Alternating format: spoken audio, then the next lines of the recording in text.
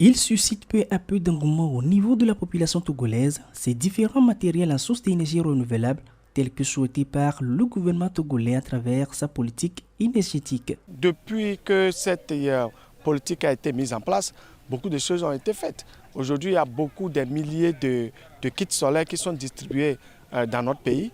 Il y a des mini-centrales qui se construisent. Une avancée, mais qui tend à prendre le pas au caméléon après d'une dizaine d'années de l'objectif, c'est-à-dire d'ici 2030, ce qui nécessite peut-être un peu plus de sensibilisation en vue d'un résultat efficace et efficient.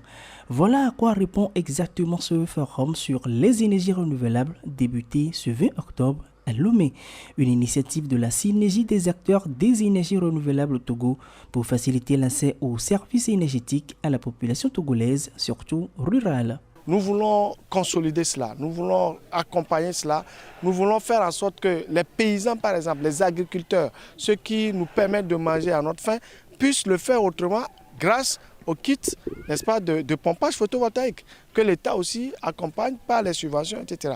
Donc le but du jeu, à travers ces journées, c'est faire l'état des lieux de ce que nous apportons, comment est-ce que nous l'apportons, comment est-ce que les politiques peuvent mieux nous accompagner dans la distribution de ces services que nous faisons et des produits que nous commercialisons. Rencontre d'échange de 2 jours, elle est accompagnée par plusieurs partenaires parmi lesquels le ministère de l'Énergie, la GIZ et l'ONG Jeunes Volontaires pour l'Environnement. Parce que nous portons vraiment à cœur la thématique de la cuisson propre, qui est un engagement aussi de l'État à travers sa politique qui retrace l'importance de ce sujet de la cuisson propre. Première édition du genre, ce forum est placé sous le thème « La transition énergétique, quelle opportunité pour le secteur privé ».